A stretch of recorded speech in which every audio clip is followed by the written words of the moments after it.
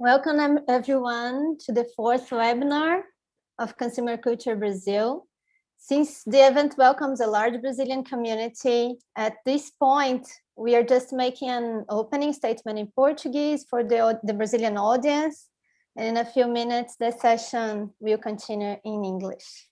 So, bom dia a todos. Já temos aqui 40 participantes, crescendo o número aqui na sala. Sejam todos muito bem-vindos, muito obrigada pelas participações ao longo desses 2 últimos dias e agora no terceiro. Para quem não me conhece, eu sou Isabela Morais, sou professora da UFOP, eu que vou estar aqui hoje moderando a sessão com a professora Diana. Todo mundo fique à vontade para me enviar perguntas, pode ser pelo Q&A, pode ser em português, eu vou tentar o meu máximo aqui para traduzir da melhor forma possível. So, good morning, everyone.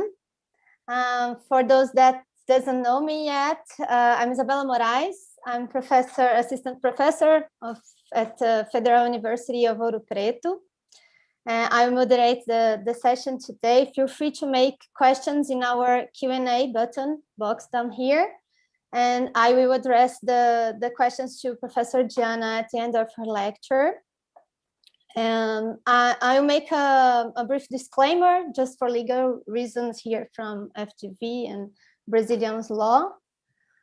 All statements expressed by Fundação Getúlio Vargas employees and guests in our online events and broadcasts exclusively represent their opinions and not necessarily FGV's institutional position.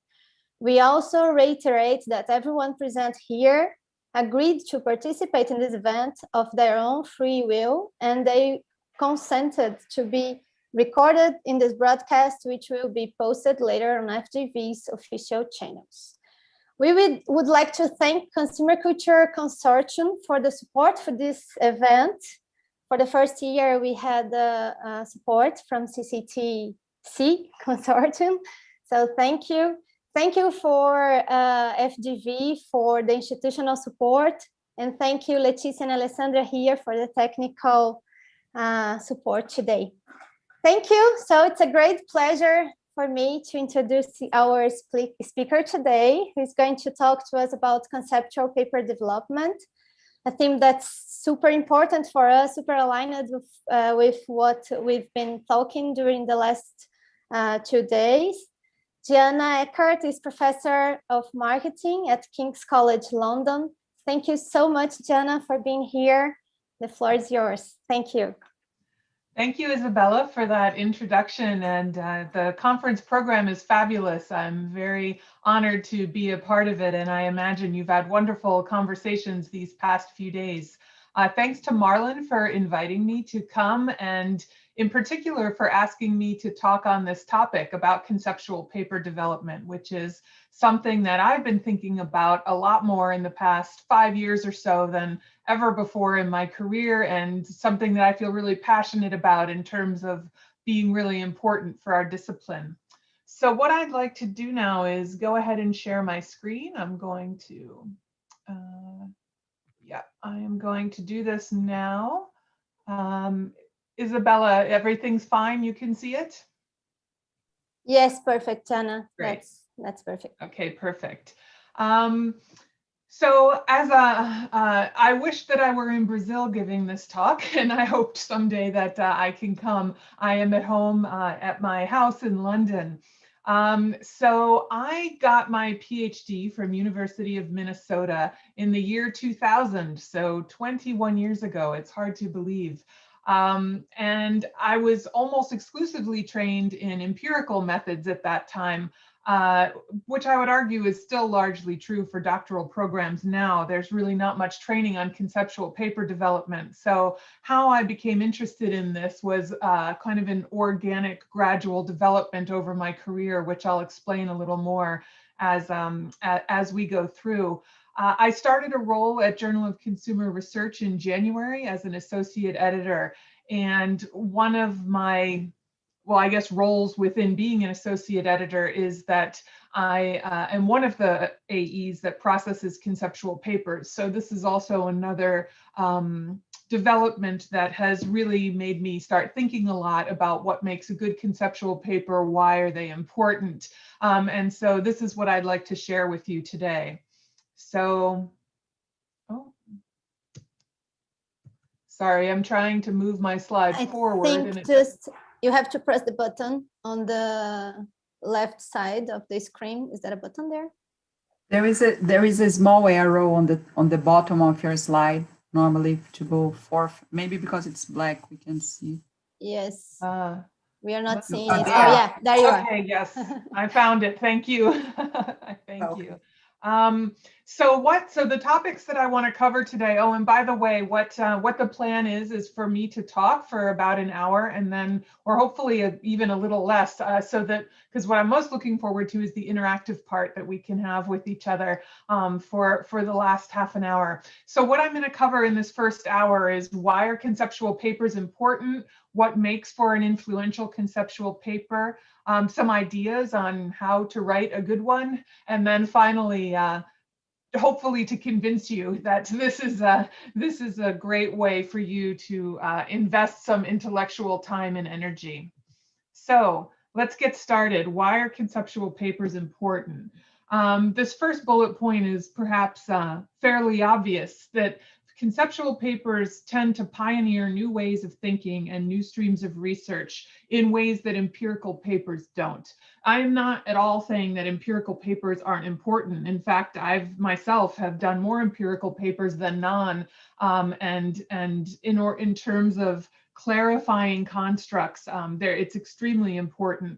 But I think in terms of introducing new ways of thinking and stimulating creative ideas around research, it's really been conceptual papers that have pushed this forward to a larger degree than empirical papers. And I'm going to show some different examples of what I think some of the best exemplars of that have been as we go through the presentation.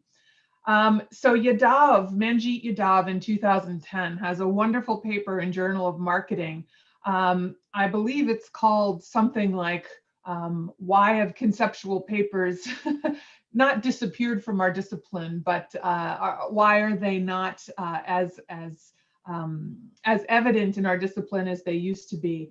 And what he argues is that really it's not just that they have the potential to pioneer new ways of thinking, but they're imperative for knowledge development.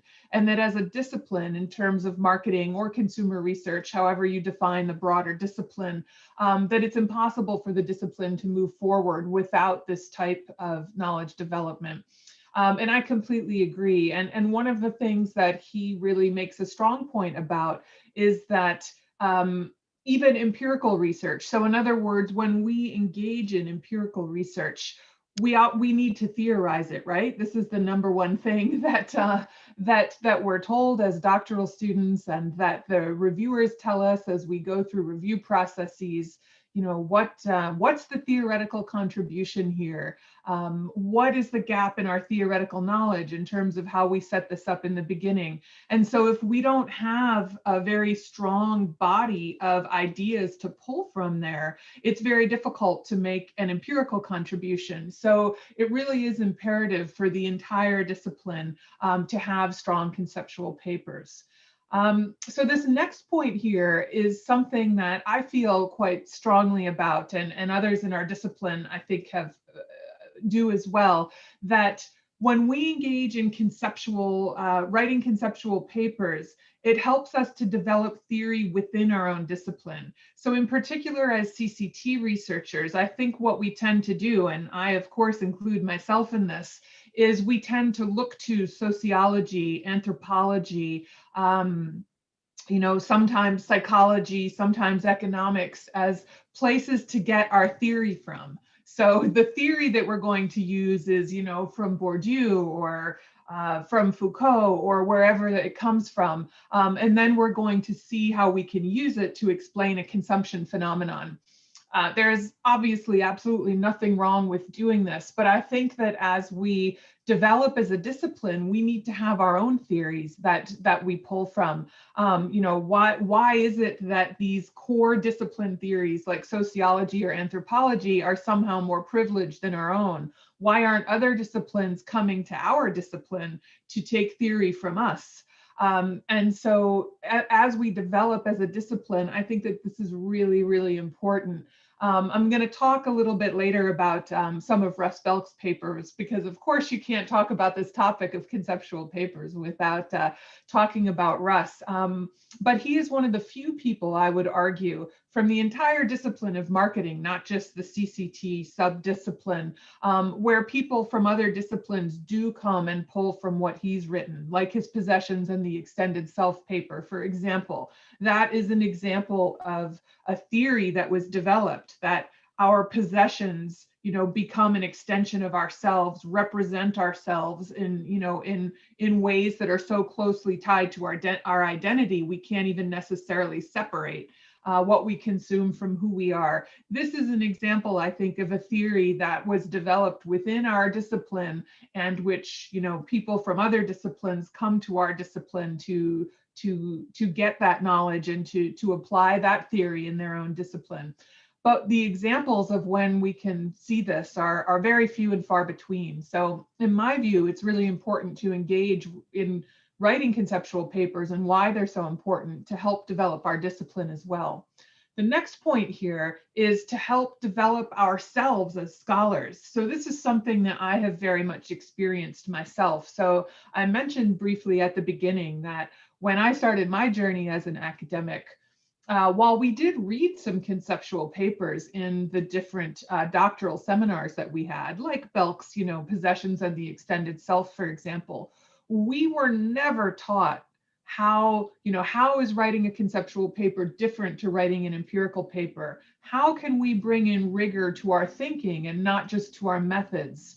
All of those types of things which you need to know in order to do this effectively. I was never taught that, and I think that I'm not unique in that respect. And so what's happened is a lot of people come to realizing that conceptual papers are important and wanting to do it themselves later on in their careers.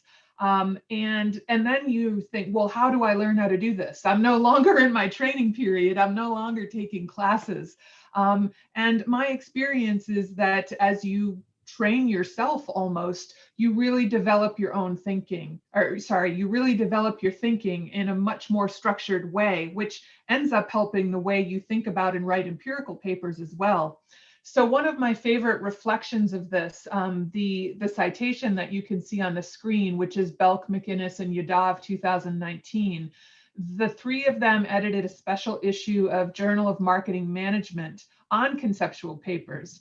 And all of the papers in that issue are great, by the way, and I would recommend as kind of exemplars of this. But this particular citation that's here is their introduction to the special issue. And the way they did it, which I love, is they each reflected on their own personal journey. And they each said, how did I personally come to start writing conceptual papers and starting to think that conceptual papers were important? And the three of them, it was all different for the three of them. And I find it very inspirational to see their own personal journeys. And I'm going to talk a little bit about my personal journey as well when we get a little bit further and I talk about my own particular conceptual papers.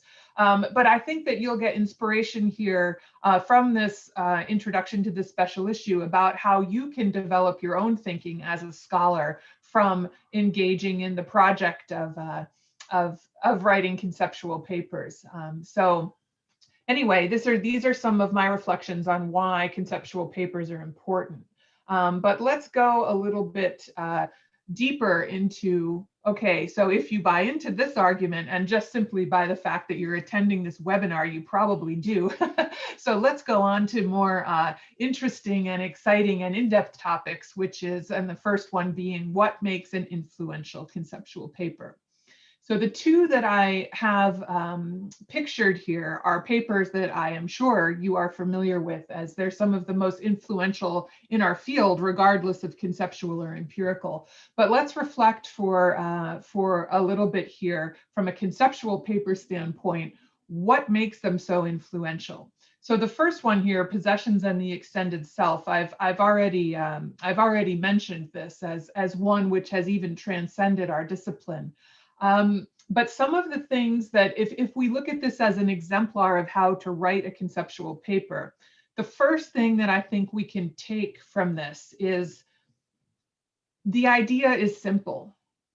And when I say the idea is simple, I don't mean that, oh, anybody could have thought of that, or no one had thought about this or written about this before. It was very, very novel. But yet you can summarize what the main insight is in probably one sentence, right? That our possessions are closely tied to our identity, represent who we are, and in some ways you can't even disassociate people's possessions, and I would argue consumption in general, which Russ has updated over the years, from the self, from who you are yourself. So in some ways, this is very intuitive and people can grasp this easily. This is one of those papers where if you're explaining it to your spouse or your housemate or your friend, you can explain it very easily as compared to a lot of other papers in our field. And I actually think that that's a hallmark of an excellent conceptual paper. So of course you have to make sophisticated arguments and provide evidence for what you're saying, and this paper absolutely does that. So I'm not suggesting that the idea itself is simplistic, but it's something that can intuitively be grasped and used by a wide variety of scholars within our discipline and even outside of it, as I've already mentioned about this paper. So one of the reasons that I think this has been a very successful conceptual paper is that consumer psychologists, for example, could immediately grasp how they can use these ideas. Since this paper was written in, I'm trying to read that small print, I believe it's 1988, it's either 88 or 89. Since this paper has been written, the entire kind of subfield, or not subfield, but domain of research within consumer psychology that is related to identity, which I would argue is one of the most important kind of domains of research or interest within consumer psychology, to a large extent stemmed from this paper. So when you have ideas that can be grasped intuitively and can be, are relatively simple to articulate, even if there is a very sophisticated kind of argument and evidence for it in the paper itself, this is something that is going to lead towards it being influential in our field.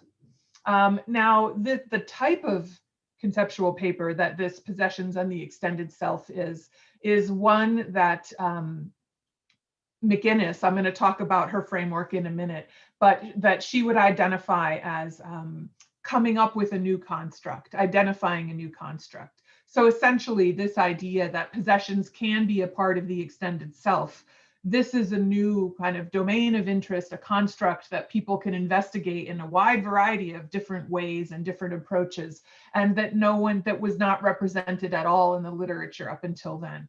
This is one way of writing a conceptual paper. I'm going to share with you in a minute her 4 different ways.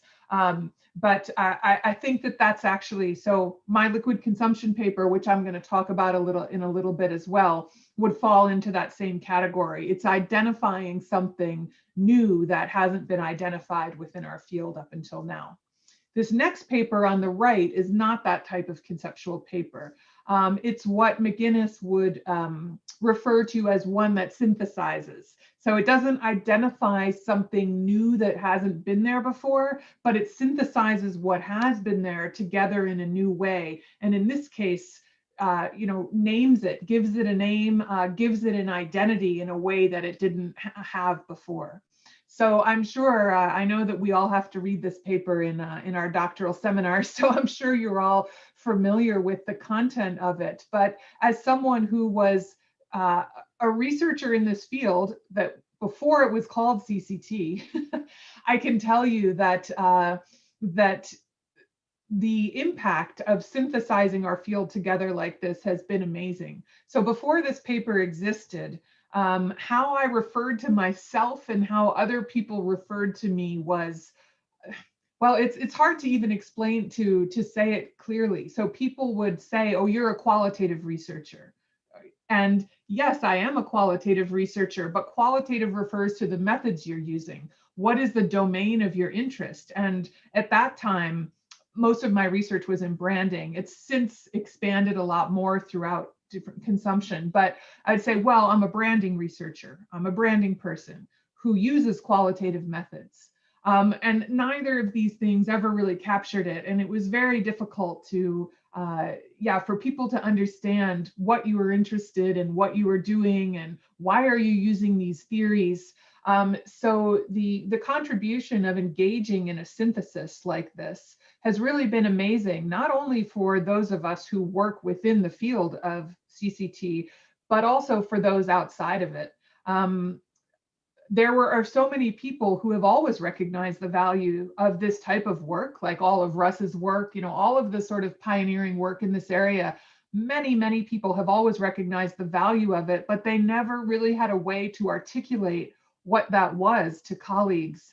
And so being able to kind of understand that this fits within a particular theoretical domain of interest, and it's making contributions to a particular set of theories in the same way that, say, consumer psychology does within its own set of theories, was really revolutionary. And so one of the things that McInnes talks about is that when you engage in a paper like this, which is where you're taking a look at research that already exists, you're not kind of proposing something new, but you're synthesizing things together. It really cannot just be a literature review.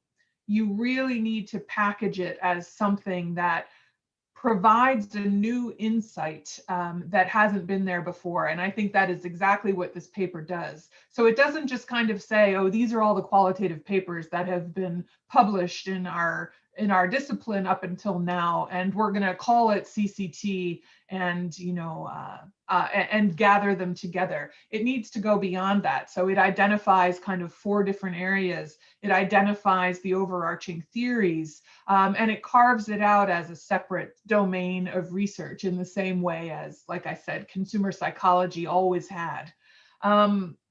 So this is another type. So like I said, there are still other types, but this is a second way that you can write an influential conceptual paper. And like I said, these 2 for me are probably the best exemplars to look at within our, certainly within our subfield of CCT, but even, to be honest, within our entire field of marketing. And by the way, if you look at who has written the conceptual papers that get cited the most, it is typically CCT people. So there is something about being trained, I think, in ethnography and learning how to synthesize disparate information together and to see something new within a phenomenon that does lend itself to developing concepts in a way that I think other methodological and theoretical training doesn't. So you will see kind of the best exemplars coming from CCT. And by the way, I looked this up this morning before our talk. The Possessions and the Extended Self paper has been cited more than 12,000 times.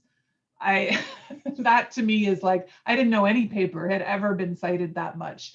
It is just like amazing to even think that that a paper could have that much influence. Okay, so here are kind of, like I said, some exemplars of a couple different ways to do it. Let's talk a little bit. Let's talk a little bit here about some ways in general to think about writing an influential conceptual paper. So the first one, again, may sound intuitive, but is easier said than done. Does the paper introduce a novel and big idea? So what I mean by kind of a big idea is what empirical papers tend to do is they introduce a way of understanding a concept in a more specific and detailed and focused way. So in other words, oh, Russ wrote about this great idea about, possessions and the extended self. That's so inspiring. I'm going to look at it empirically. And what I found is that in this domain of digital possessions, that might be different to physical possessions in this way. Well, that's very interesting, and that does move our understanding of that domain forward. And there is strong backup for it because it's an empirical paper, and so you can see exactly how that how that contribution, or how in people's real lives, you can see exactly what that looks like from the data. So that's amazing. But those contributions tend to be what are referred to as incremental contributions. And I don't use the word incremental in a derogatory way. Most of our contributions are incremental, and that's exactly how knowledge grows. But for a conceptual paper, typically the bar is higher. You need to have a bigger idea that is just simply beyond, in this context, here's a way we can understand this particular concept a little bit differently. So people ask me a lot, well, how do you come up with a novel and a big idea? Well, that's the million-dollar question. If we all had an easy answer to that, then I guess we'd all be Russ Belks. But for me, it tends to come from reading very broadly. And when I say reading broadly, I don't even mean in different disciplines, but I mean even reading fiction. And things that make you think a little bit differently in ways that you wouldn't from simply just reading papers that tend to all have the same structure, like all JCR, JM papers, for example. They tend to be written in a, in the type of structure that we're all used to, and there's absolutely, it's a great structure. I write that way also, but I think that it keeps you thinking in a way that is more incremental rather than big ideas. So I try and read more broadly. I'm also very inspired by phenomenon itself. And when we get to a couple papers that I'd like to use as examples of my own, I'll tell you a little bit more about my particular journey and how I was inspired by phenomenon to kind of come up with conceptual ideas. But essentially, the point here is the bar is higher for what the contribution is, and that the idea being big rather than incremental.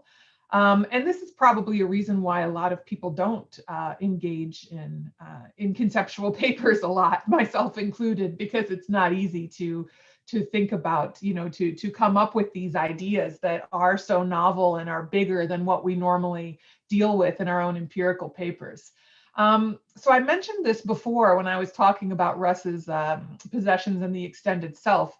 The key to this, in my view, is paradoxically, I guess, that the idea is simple.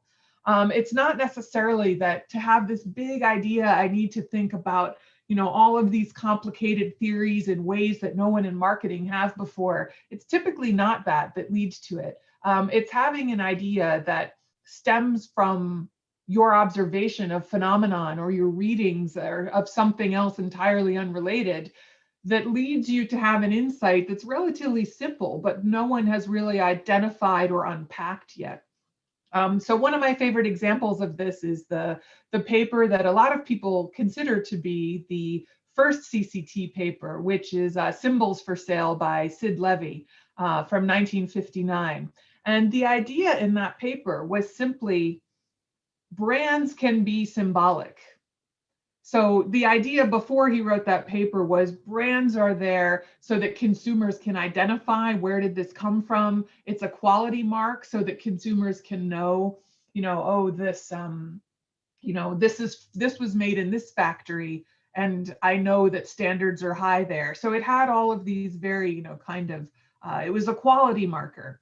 And the idea that brands could be symbolic and represent parts of who you are to someone else, and that it wouldn't have anything to do with, how much something costs necessarily, or what the particular benefit was, or what the quality was, that it could go beyond this to have symbolic meanings. This is something that is just completely taken for granted within marketing now, not just in CCT, but the entire field.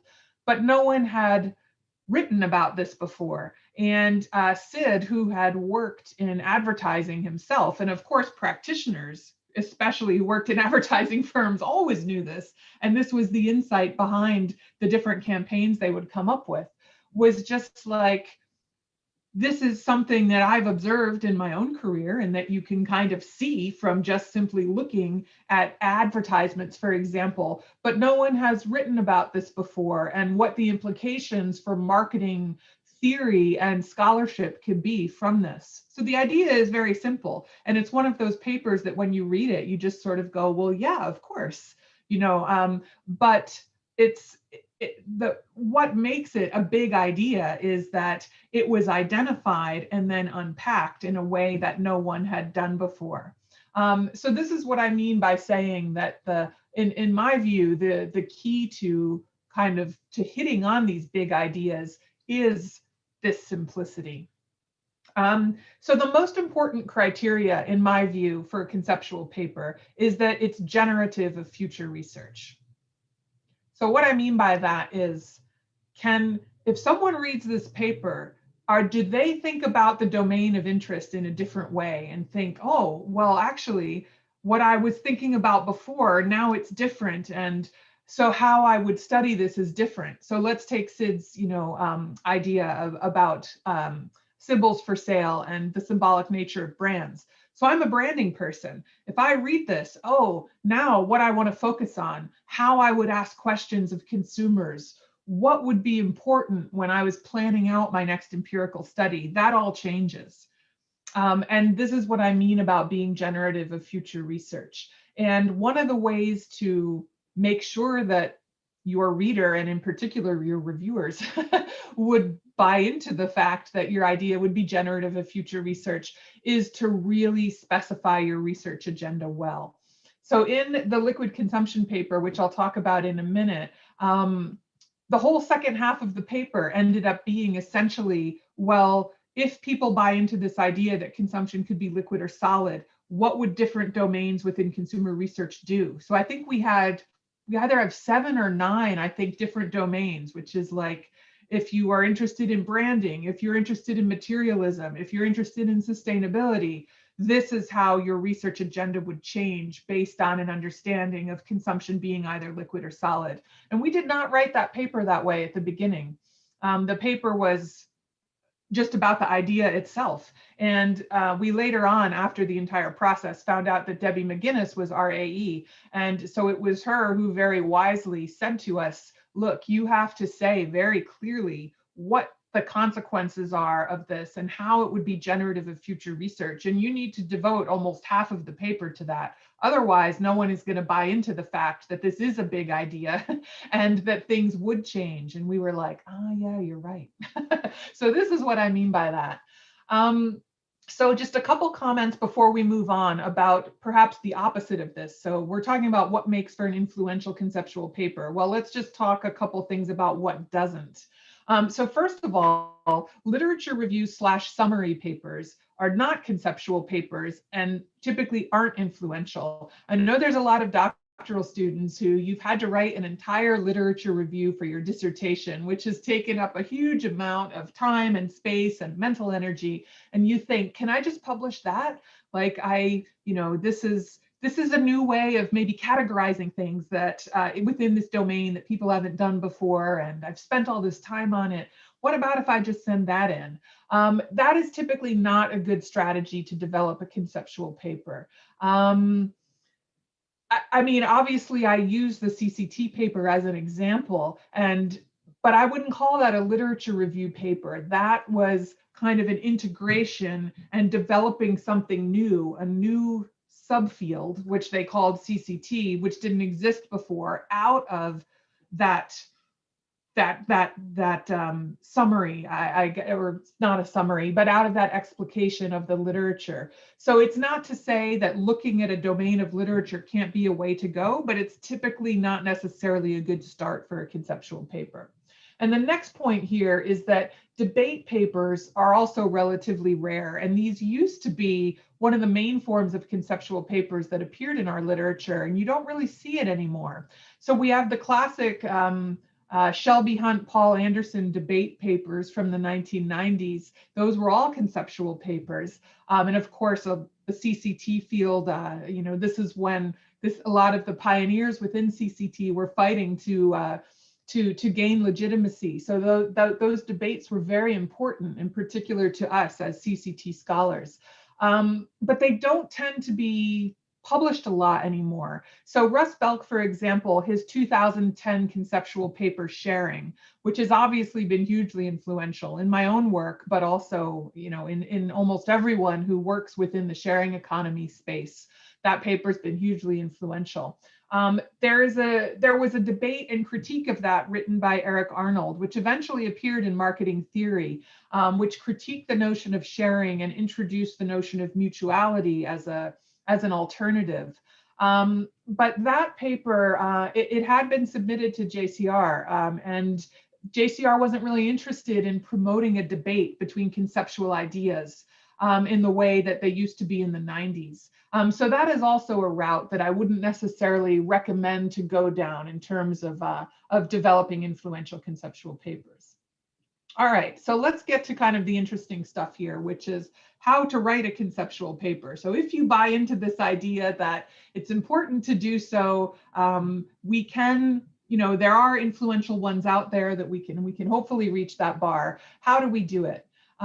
So in my personal experience, the first barrier is, where is your evidence? Isn't this too speculative? This is what reviewers immediately say. And my interpretation of this is that all of us, and I include myself in this, the way that we're trained in doctoral programs is to think, write, and evaluate from an empirical point of view. So in other words, when someone makes a claim, what is the evidence for this? And think about this from a CCT perspective. We're always like, well, where is the data to support this? Do you have other quotes? Do you have field notes? You know, you're making this claim, but your data doesn't speak directly to this. You need to either bring in new data that does speak directly to it, or, you know, alter your interpretation of the data. This is exactly how we're taught to think and evaluate. So what ends up happening is, as reviewers, you do the same thing. We all, or not you, we all do the same thing to conceptual papers. So you're like, you're making this point, but what is your evidence for this? And of course, the answer to that is there is no evidence. This is a new idea that hasn't been researched yet empirically. And later on, hopefully people will develop boundary conditions. Well, actually this works in this way, but not in this way, or in this context, but not in that context. But we don't know that yet. So we don't have these specific pieces of evidence to back up claims. And it's very difficult to get over that bar. And so it's like going into other disciplines to pull out, well, someone in this other discipline has done something similar and found something similar. So there's a little bit of, you know, backup for this. But in the end, you really need to have an AE and an editor who understand the nature of conceptual papers. And like I said, for the liquid consumption paper, I think we were very lucky to have Debbie McGinnis, and can almost override the reviewers in that respect by saying, yes, this is speculative, but as long as this is developed from rigorous thinking, it's okay that it's speculative, and empirical research in the future will help it to become less speculative, will develop the boundary conditions around it, et cetera. So this is kind of the first big barrier and something to think about before you even submit. And so if you're thinking in your head right now, well, how do I get around this? If there is no evidence, how do I do it? The McGinnis 2011 paper from JCR, which is on the right side of your screen right now, this, I think, is the absolute best template to follow, if I can use that word, in order to kind of justify what you're doing. So basically, she says there are 4 ways of making a compelling conceptual argument: envisioning, explicating, relating, and debating. So as I said before, the possessions in the extended self would be envisioning, because you're identifying something new that didn't exist before. The CCT paper would be explicating, because you're delineating and summarizing things in a new way that didn't exist before. And then we have the other 2 as well. But what she gives in this paper is very specific, like, well, if you're doing this one, you need to do X, Y, and Z in order for this to be, you know, an argument that is well supported, and in order for it to be perceived as rigorous thinking. So as an author or a potential author of a conceptual paper, the first step that I would suggest to you is to go to this McGinnis paper. You have a great idea, and then say, okay, where does my idea fall? In which of these 4 categories? And then when you figure that out, then say, okay, and so what do I need to do to develop this idea based on her suggestions for this particular category? Not only is this extremely helpful to you as an author, but I can tell you that as an AE, well, hopefully reviewers themselves, although oftentimes reviewers are chosen based on their knowledge of the topic, not necessarily because they're familiar with conceptual papers, but your AE and your editor will be, and they are going to be looking to this McGinnis paper saying, okay, which category does this fall into? Have they supported it in this way? So this is really something that is really useful, I hope, to everyone. Using tables and figures, these are your friends. This is something I sort of found out the hard way. And again, talking about the liquid consumption paper, for example, it was through the review process where we were pushed, in particular by the AE, to say, okay, you say that liquid and solid consumption is a continuum. Well, show that continuum. Show that line with 2 arrows on each end, and then say what happens at each extreme end, but also what's going on in the middle. Depict that visually. This will be helpful to the reader. And then we were like, oh, okay. And then we also have a table. And again, we did not do this ourselves. We were pushed to do it through the review process, which I'm very happy about now. But say, what is liquid? What is solid? Put it in a 2x2 table and just say it. And when you're forced to do this, I think that it really helps your thinking, because in our case, what was solid was our current knowledge within the discipline, kind of what had been all of the consumer research insights had been based on a sort of tacit assumption that everything was solid. So what that table did was kind of like, what do we know now? How do we think about it differently? And these are the things that I think make that paper accessible. So think about that as you're developing. One thing that conceptual papers are always asked about is, what are the boundary conditions? So think about that possessions in the extended self. Is every single possession an extension of the self? Which ones are and aren't? And with liquid consumption, you know, well, what is liquid and when and why, and what is solid? People always want to know the boundary conditions. Think even that CCT paper. If a paper uses qualitative methods, is it CCT? The authors, Thompson and Arnold, I think would say no. You know, that it's about a theoretical space, not necessarily a methodological one. But these are the types of boundary conditions that reviewers and everyone always want to know about. So making sure that you think about this as you're developing your ideas. Are the boundary conditions clear? What is this and what isn't it? And spell it out very, very clearly. A couple links that I have here. So the new editorial team that started at JCR, they have put on the website evaluation criteria for conceptual papers. So that first link there is by Bernd Schmidt, who is the editor-in-chief. And he says, when conceptual papers come in, this is the criteria we are going to apply. And I think that's extraordinarily helpful. You'll see when you go to that is it generative of new research? Is it a big idea? It's things I've talked about, but you can see it very clearly. The second link there is a research curation that Debbie McGinnis did about what she thinks are some of the best conceptual papers from JCR. So these are great exemplars to use as, you know, papers that from a structure perspective and developing your argument perspective that you can use as models. Okay, so some thoughts from my own experience. The 2 papers that I have here are the liquid consumption paper from 2007 in Journal of Consumer Research and Marketing in the Sharing Economy from 2019 in Journal of Marketing. These are both conceptual papers. I just wanted to tell you the backgrounds of them a little bit. For the liquid consumption paper, you know, people will always get asked, how did you come up with this idea? How did you develop it? And I would say that this paper definitely, the idea for it definitely came out of phenomena itself. So in other words, in our 2012 paper, which looked at access-based consumption, that was when we first started thinking about, okay, consumers are starting to access things rather than own them.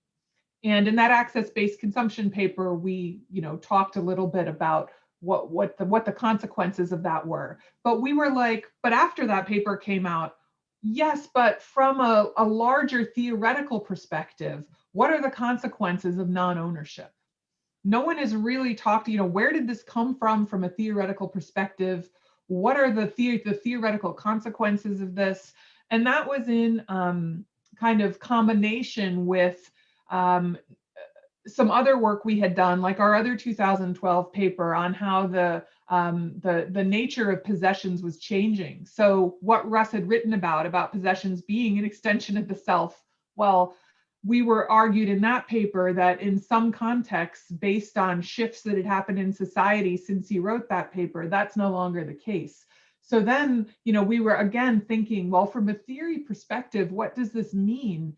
People aren't attached to their possessions as much as they were before, they're accessing. And so it was from kind of noticing these things, that shifts in people's actual behavior, what they were doing in the marketplace, and what does that mean from a theory perspective?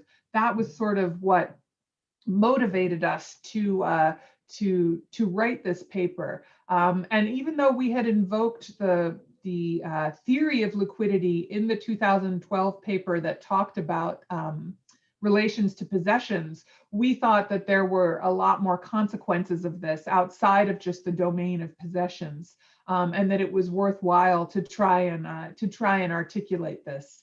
So that was where the idea came from, and I've already alluded a lot to how many changes happened during the review process. And I think that we definitely did have a high bar to meet. In comparison to empirical papers that I've published in JCR and elsewhere, I would say that this review process was more difficult. It wasn't necessarily that the reviewers weren't supportive, but what they were asking for, and and the amount that the paper changed throughout the process in response to, as I mentioned before, like, well, the whole second half should be about future research. Oh, okay. Then how do we have the space to actually introduce the theory? At one point, I remember the AE saying, well, maybe you should just take Bauman out of this completely. And we were like, Bauman was the person who had the idea about liquid modernity in the first place. I don't really think we can strip that out. So in other words, the review process was definitely kind of more difficult than others that I've experienced. And I can talk about that a little bit more in the chat if anyone would like to hear about that a little bit more. But that's kind of some of the backstory of that paper. The marketing and the sharing economy paper. So liquid consumption is similar to possessions in the extended self in the sense that it's introducing a new construct that hadn't been there before. The marketing and the sharing economy paper is more similar to the CCT paper in the sense that what we were trying to do is take a domain that already existed, or I shouldn't say a domain, there were a ton of papers that already existed on, how can we understand the shifts that are happening within marketing due to the sharing economy. But they came from a ton of different perspectives. And almost all of them, it was sort of like, well, no one really knows what the sharing economy is. We don't have an accepted definition of it within marketing. So I'm just going to do this. And there had been a decade of people doing that, including myself. And the idea behind this paper was, how can we really try and nail down what the sharing economy is within the marketing literature to allow future researchers to kind of say, okay, this is what the domain is. And given our understanding of that, we're going to go off and do X. And so that was the idea of what we were trying to do behind this paper. And again, what you'll notice is the entire second half of this paper is essentially future research. So it's like, if you're a consumer behavior researcher, if you're into retailing, if you're into services, whatever domain it is, given the understanding of the sharing economy and the definition that we've provided, you can now approach your research in this way, and providing really specific future research questions. So, so it's a different type of conceptual contribution, but like I said, there are a lot of similar elements between them if you really kind of analyze the structure and what's going on. Okay, so why you should write a conceptual paper. This is the last part of the presentation. I hope that you can tell from so far that I am passionate about conceptual papers, and I do think we need more. And I think it's beneficial to you individually as well as to our field, and I would definitely recommend doing it. So what are some more reasons besides just that? So the first one is conceptual papers are always more influential than empirical papers, largely because they do have the big ideas. But in terms of, you know, if you're thinking about what do I want to be known for, you know, things like this, having an impactful conceptual paper is a great way to kind of to achieve that type of goal. Yeah, they really high citation counts. Well, you may not get 12,000 citations like Russ does for one paper, but you'll notice that in comparison to your empirical papers, you will get more. The field of marketing is making efforts now more than ever to encourage and to provide resources for writing conceptual papers. So I gave those two links, for example, that JCR is providing. More and more journals are doing this. They're trying to say, we want to help you, here's the criteria. And so there's more kind of support for this than there has been in the past, certainly in the past decade, ever before than now. There are some specific outlets which are devoted to this. So Marketing Theory is a journal that I love. I will say that Marketing Theory does publish empirical papers as well. I'm not saying that it only publishes conceptual papers, but as you can tell, even from the title of the journal, they're very interested in theoretical contributions and developing theories. And so anything, they are very, very open to conceptual papers and ideas. And actually, I would say that if you have an idea that's even more, what's the word, out of the ordinary or off the beaten track, they're definitely open to those even more than a lot of other outlets. I would say that part of their editorial vision is to be provocative. And so conceptual papers which present provocative ideas, they're very open to that.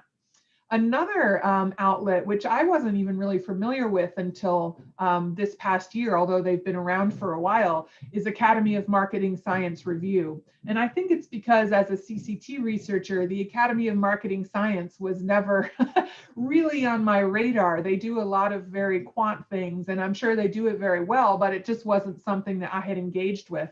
But the journal, AMS Review, is devoted entirely to conceptual papers. They do not publish one empirical thing. And one thing that they've been very proactive about, they understand that conceptual papers, the kind of best ones, the most cited ones, come from CCT people. So they've really been trying to promote CCT people writing conceptual papers for that outlet. And so Eric Arnold, David Crockett, and I actually edited a CCT special issue, which is going to be coming out very soon, actually, probably in the next couple months. And I'll certainly post a link to it in the CCT Facebook group and send it to Isabela and Marlon, who can send it to you guys if you're not in that group. And so you can get a sense of the type of conceptual papers that are published there, but they're very, very open and very, very supportive. So having these types of outlets is also something that wasn't around as much, say, 10 years ago. So again, I think supporting the idea that, yes, you can go down this path. So I've mentioned before that I think the bar is higher for publication of conceptual papers. And I would add to that, that from a time perspective, it also takes longer. There's really no getting around this. You experience a lot of resistance because you don't have the evidence to support what you're saying. So reviewers are pushing back against you to a larger extent than happens with empirical papers. So it tends to take longer. So I wouldn't ever encourage anyone to develop a career solely on theoretical, conceptual papers. That would be madness. But if you include conceptual papers as part of a broader publication strategy and portfolio, I do think it's a worthwhile investment of your time. So in other words, if you have some papers which you think will go through publication processes quicker, so that you can make sure that you meet the criteria you need to move forward in your own career.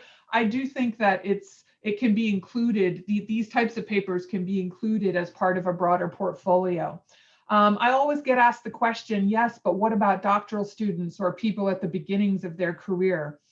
I do understand why there is not more conceptual papers that come from people at the beginning of their career. You probably haven't had the training in it, and you may not have the experience yourself yet, just writing your own papers to kind of develop this expertise on your own.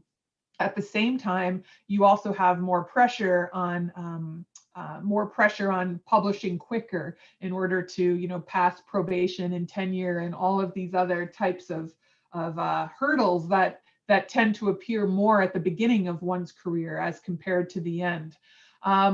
So I guess I would say, those of us who are in a later stage of our career, in some ways we have the privilege to be able to engage in this type of thinking. And I think that if more of us do it, will help to open up more doors. At the same time, and this is a point that Russ makes in that paper that I said was the introduction to the Special Journal of Marketing Management special issue, where he reflects on his own personal journey. At the same time, he makes the argument, the point that people at the beginning of their careers oftentimes have more creative ideas.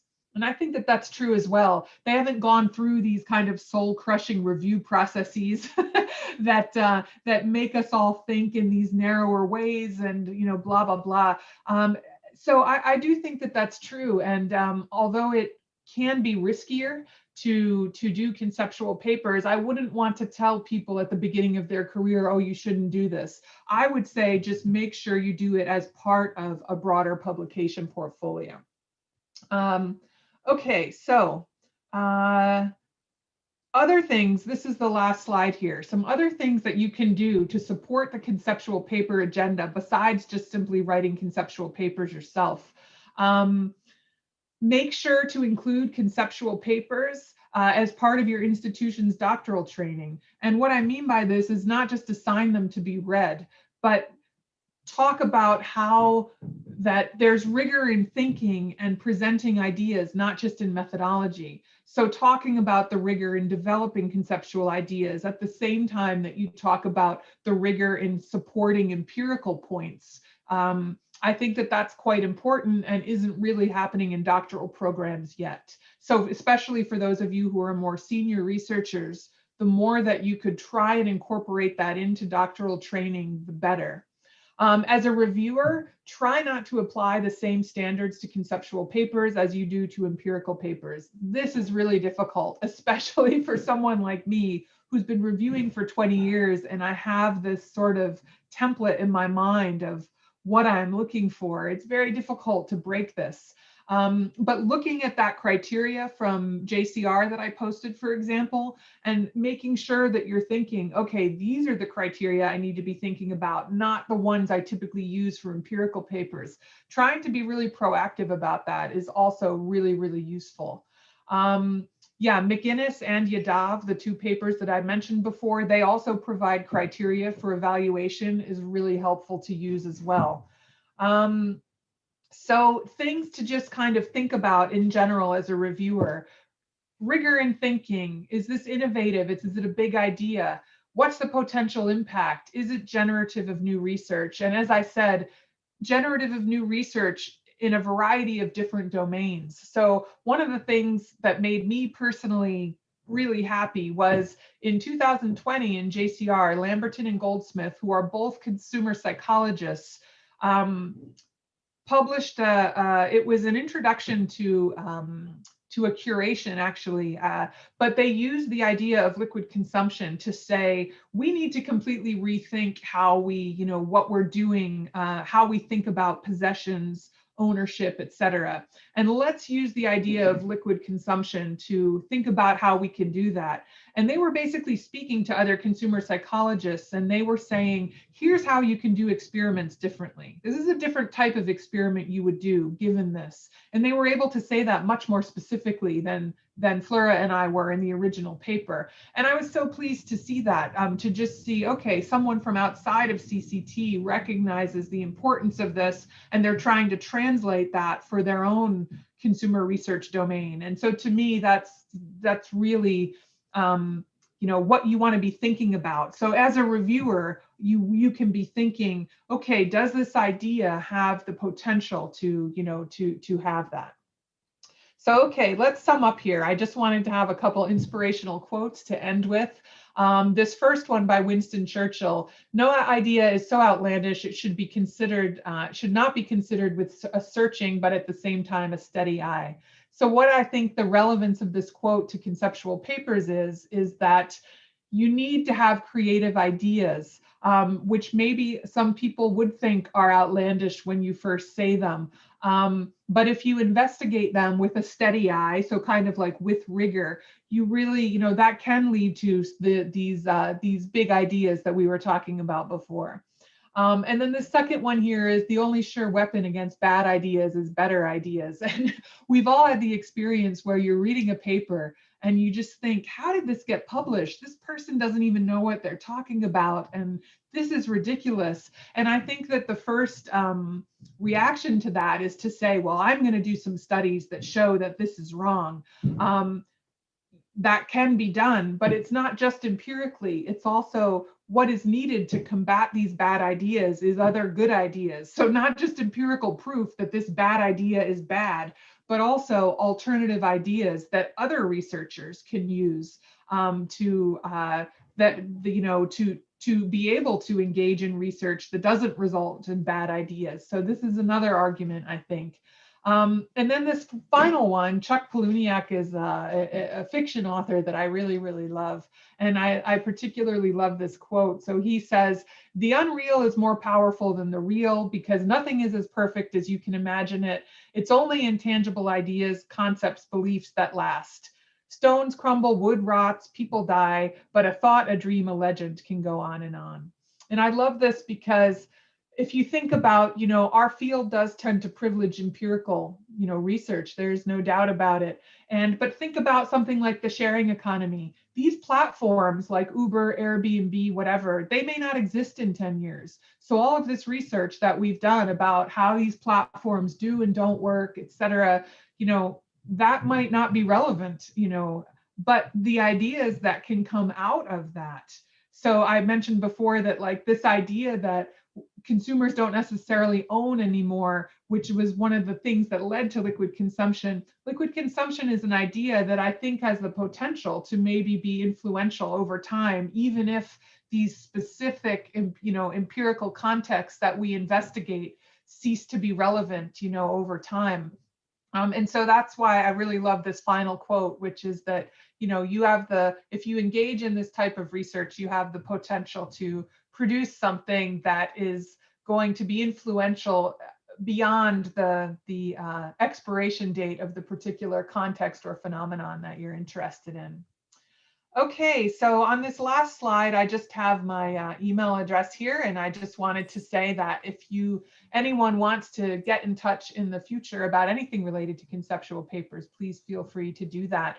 But for right now, I am very much looking forward to chatting and interacting with you and hearing what you're most interested in about this topic. So Isabella, I'm going to stop sharing my screen and turn it over to you. Thank you, Diana. Thank you so much. You've tied up many of the thoughts that we were discussing over the last 2 days. So it was a wonderful presentation, wonderful lecture today. So thank you so much. We have many questions here. At the beginning, people were shy, but now we have many questions. I would try to address them all to you.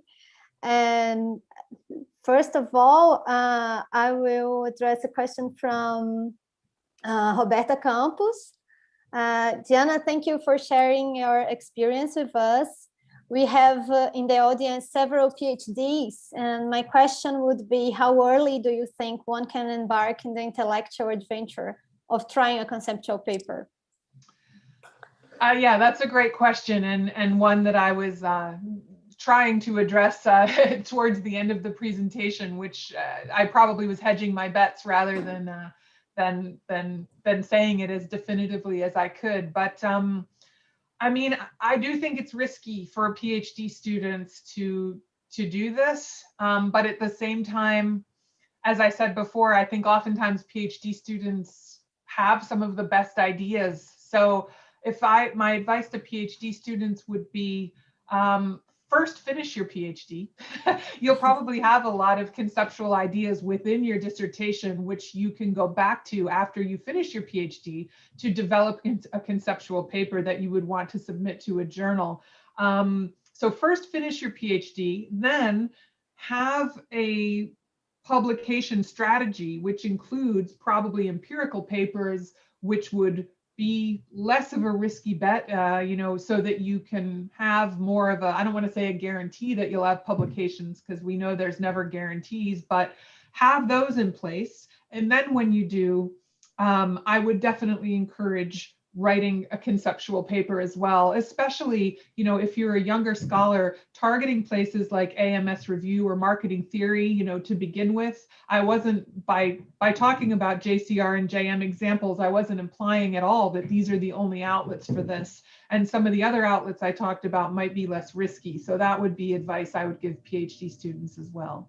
Thank you. We just had a conversation, and Karin Brandino Pompeo, she presented a paper that she submitted to AMS Review. So, and she's an early career researcher, the topic of the first presentation. So great. Adriana Arcuri asked, I would like to ask Professor Diana Eckert to explain this request of the advisors to take Bauman out and the discussions that came after that. So. Yeah, so and many just to add to that, many people want to hear more about the review process of the liquid consumption paper. So okay, great. So I'll answer that specific question and tell you a little bit more about that. So when we first submitted it, there was a lot more Bauman in the paper. So we were kind of like, things are shifting in the arena of consumption. We don't really know how to understand it theoretically. So there's a theorist in sociology who has offered some ideas. And so what we're going to do is first present what he said, Bauman, and then say what the relevance to consumption is, which is our ideas. So we presented Bauman for maybe half of the paper. Well, maybe it wasn't quite that much, but I mean, you know, we were so inspired by him, and you know, to us, this was where the ideas came from. So we wanted to, and we realized that a lot of people within marketing and even within CCT hadn't read Bauman. So we thought introducing his ideas was a contribution in and of itself. Well, reviewers said, how is what you're saying different from Bauman? If you're just summarizing what Bauman said, this is not a contribution. You need to develop your own ideas more. So that was probably the first round of review. So then we said, okay, and so then we devoted more space to liquid consumption. And actually the reviewers said, and how is liquid consumption different to what Bauman said? If it's not different, then this isn't a contribution. And then we were like, oh, okay. So we knew we were taking his ideas and applying them in a different context than he did. But it was anything we were saying actually, you know, so when we went and developed our ideas more, we actually pushed back against him a little bit. I mean, we still said we're inspired by this and blah, blah, blah. But we said, well, a couple of the ways that we think are different to him, and here's how. So then the reviewers were like, okay, great. We see now that this can be potentially a contribution. And then it was what I said before. Well, now you need to say as authors, how future research would change, and you need to say it in depth and, you know, a lot. So then we were having to reduce things even more in order to be able to have that. So that was probably the second round of review, and we were finding it difficult to do that. And the AE, who we didn't know was Debbie McGinnis at the time, but we do now. We always knew that she was supportive. So I think she was saying this in a way to be supportive, but she was like, well, there is this kind of, first of all, this not confusion with the reviewers, but they want it, you know, they want this to be your ideas and not just Bauman's ideas that you're applying here, combined with the fact that you don't have a lot of space anymore. So why don't you just take out Bauman altogether, you know, cite him here and there, but just introduce your ideas without introducing liquid modernity first. And we were just like, oh my God.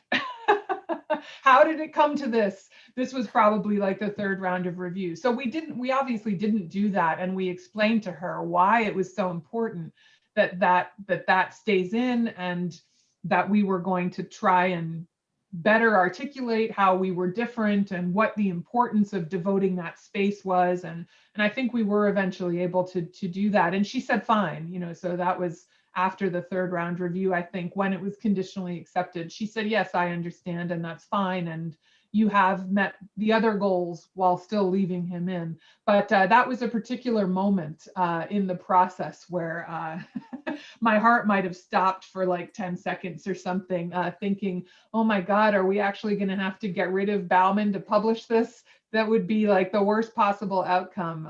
And actually I don't think we would have. We probably would have pulled it and published it somewhere else. But like I said, we in the letter back, we were able to clearly explain why there was no way we could do that. And actually, that's another point that I think is important to make, which I haven't mentioned at all, which is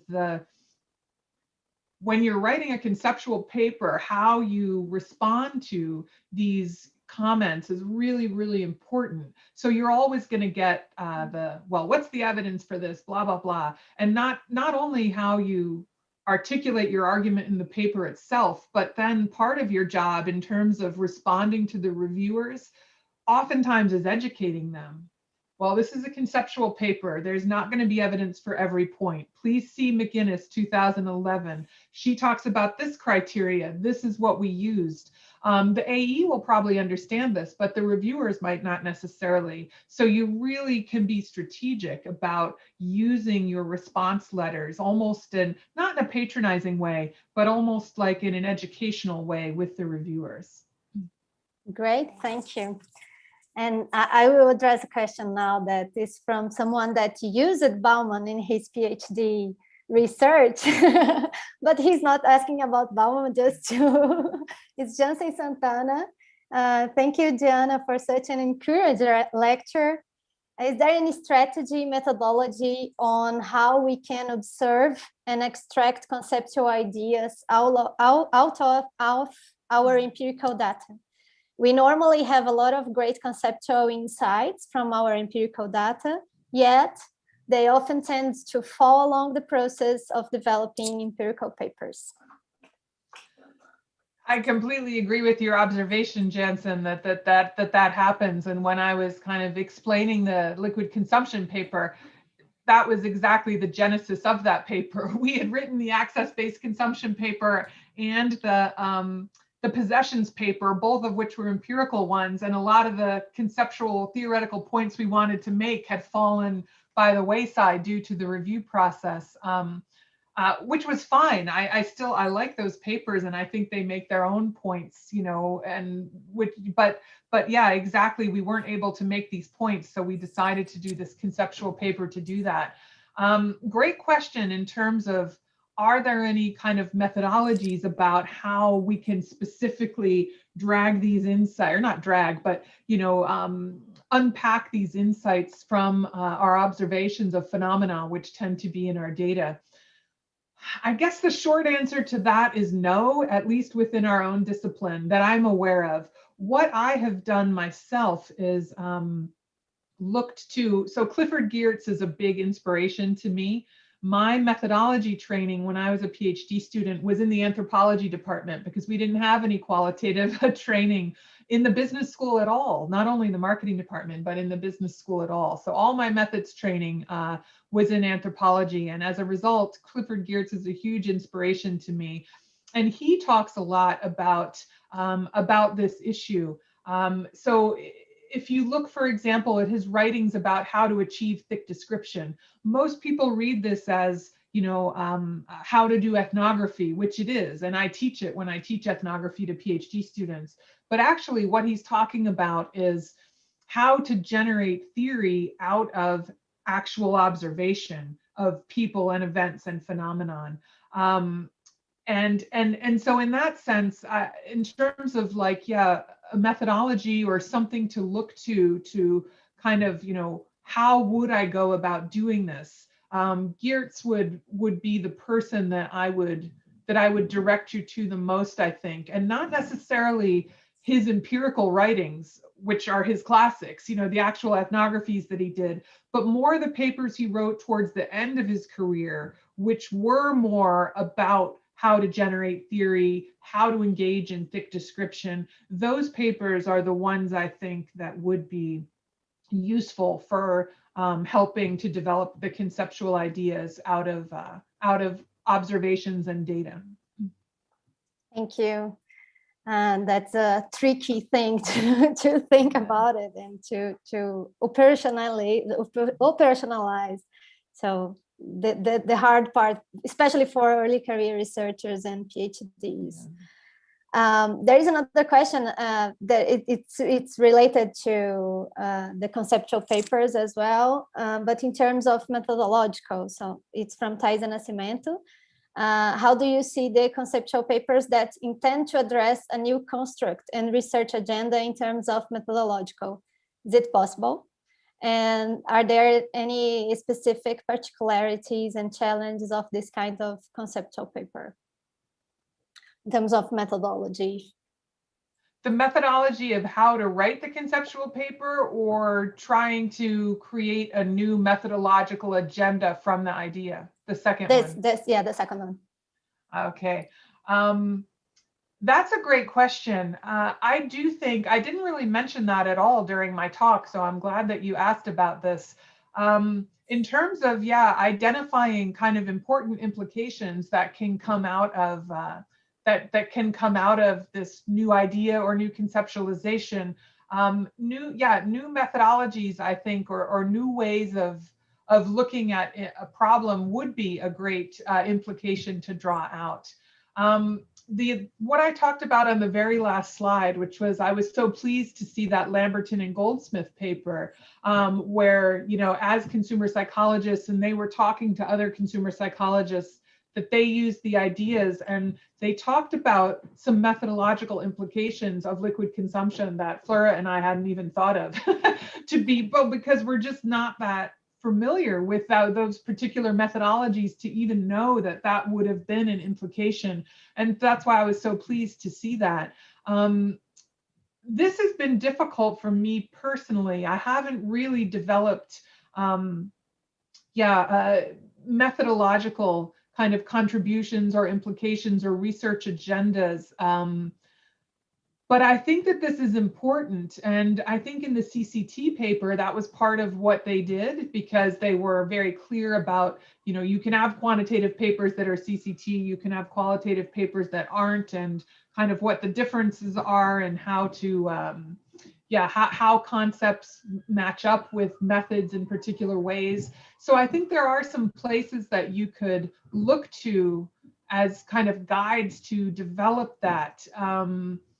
And it's interesting because if you look at like the criteria that JCR uses, for example, that link that I shared, they don't say anything about methodology. So I would say that this is something that isn't really at the forefront of people's thinking yet, but I think it should be. So as an AE, if I were an AE, or I am an AE, but if I were looking at a conceptual paper that was developing an agenda around methods and talking about implications for methods, I would think that was a very strong part of the paper. So I guess my answer is I would I would encourage that, but there is less guidance. McGinnis and Yadav don't really necessarily talk about this in their papers. There's less guidance on this in terms of how to do it, but I do think it's important. Great. And Thaisa is a PhD student, so I think she will have time to organize all the thoughts and publish something on that. And she's working with digital technologies and ethnography, so maybe it's going to be a paper in the future. Maybe no, for sure. I have another question here from Ana Paula de Miranda.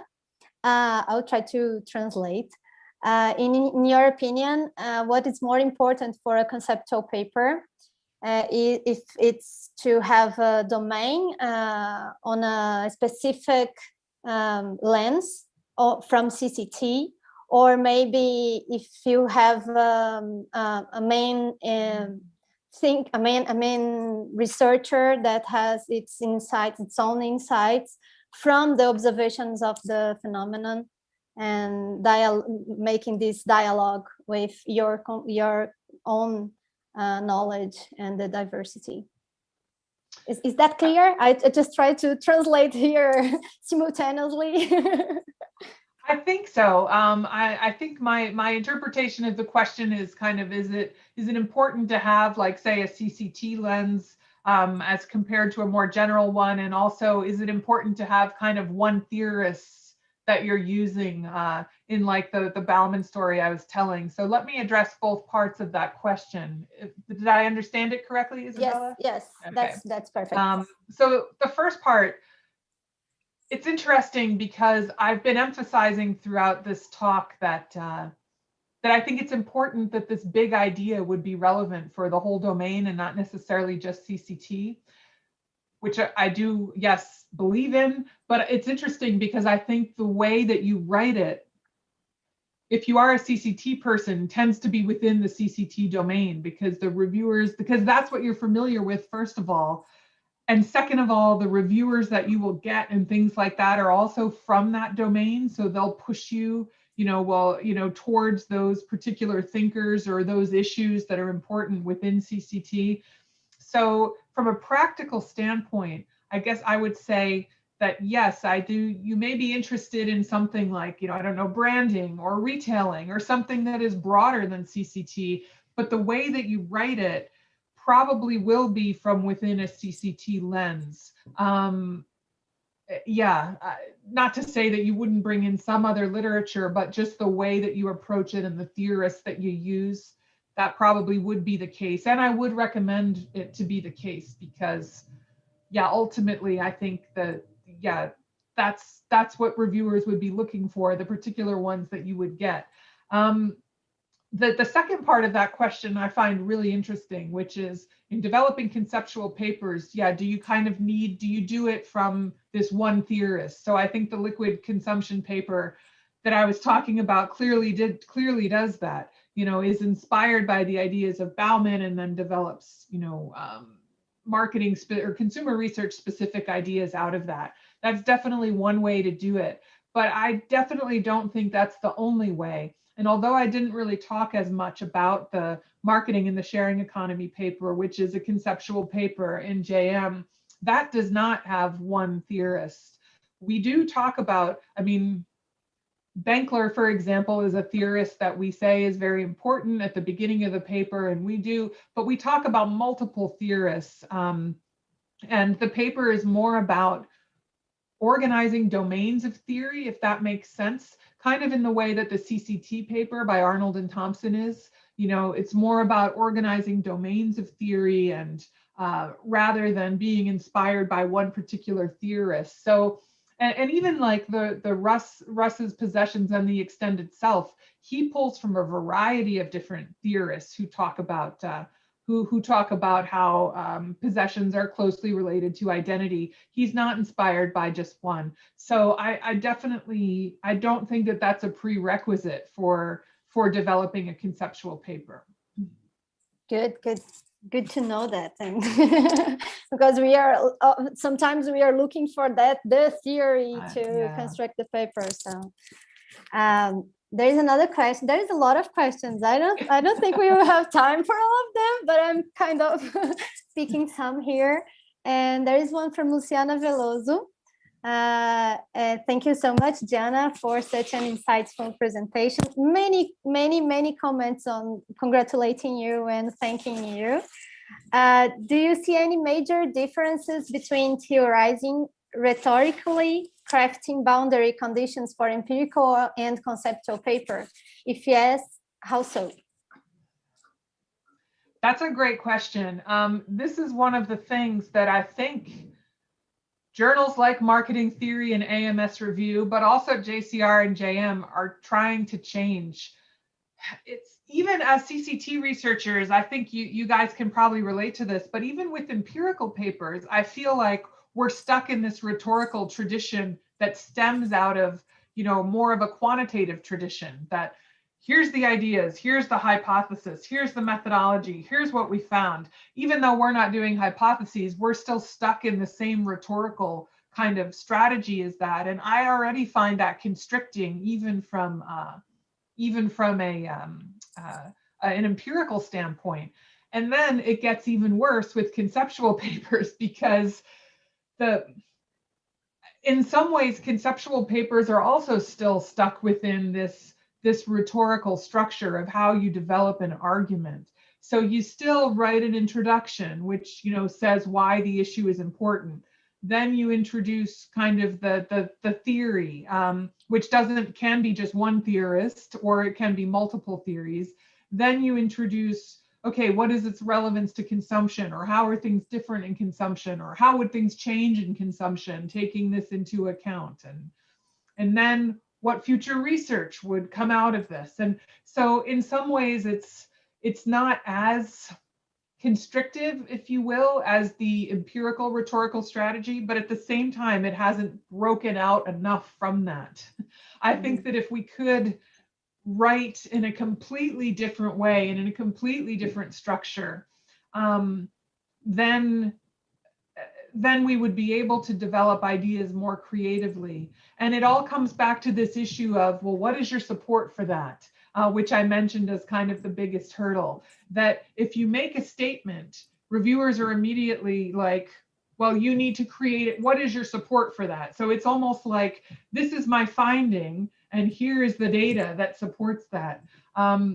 And you're pushed into writing that way rhetorically, when I don't necessarily think that that's the most fruitful way to create a conceptual argument. But the difference now is that journals are starting to recognize this, that this is a problem, whereas in the past it wasn't recognized. And so this is this is where I think things are starting to change. Places like Marketing Theory and AMS Review are definitely open to different rhetorical strategies and ways of creating arguments. And the editors there are already committed to publishing the best conceptual arguments. So, and they know that it's not necessarily created in that way. So in those places, for example, I think that you'll find a much broader acceptance. And even if a particular reviewer doesn't buy into that broader rhetorical strategy, the editors will, and they can help you a little. The change might be slower in some of the other journals, but like I said, the recognition is already there, and things are changing. So I guess my summary of the answer is, right now, you're probably still stuck in the same rhetorical strategy that you have, or way of making an argument, but it's changing. And in a few years, I'm hopeful that it won't be like that as much anymore. Of course. And if you choose the right place to publish, then Yeah. you can have a better acceptance of your ideas. Exactly. So I think we are running almost out of the time, but I will make one more question from Flavia Cardoso, then I finish with one question from myself. In your case, you mentioned Debbie McKinney's advocated for your paper. How do you suggest authors respond to reviewers who request significant changes in our paper when the AE does not take a stand? An example, the AE simply summarizes contradictory comments from reviewers. Yeah, that's a great question. It's really, really difficult. I think that a lot of journals are really making efforts to assign particular AEs to conceptual papers. So in our case, it was Debbie McGinnis, and I think that we asked for a CCT AE because we thought that that would be the best thing. And in the end, the editor decided to give us Debbie McGinnis because the editor knew better than us that this is a person who knows how to, which parts of what reviewers say to privilege and will also clearly say, no, you don't have to do this because for conceptual papers, that's not as relevant. So the editor knew better than us to assign that person as our AE. This at JCR, I think that tradition is continuing. So Bernd Schmidt, the head editor, has said that there are specific AEs that he's going to assign to conceptual papers who have experience and understanding of this, and so would go beyond just summarizing what reviewers say. And as I mentioned, I'm one of them, and there's a bunch of others as well, or a few others, I should say. And so the first thing I guess I would say is hopefully that is changing. And I think that you need to, when you submit, regardless of where it is, to say to the editor really clearly, like, this is a conceptual paper. It would be great to have an AE who is really experienced in this and who would be able to guide the review process. And the editor will be very, very open and sympathetic to that. Trust me, editors know that conceptual papers are the most highly cited ones, so they want them in their journal. And they also know that reviewers don't necessarily know how to evaluate them. So they want to help you to get this through. So saying that to an editor so that they can help you is first of all the first thing. The second thing, I guess, is, well, what if that happens anyway? And you get an AE who all they do is summarize. So then you do have to respond to all of these reviewer things who don't understand what's going on in a conceptual paper.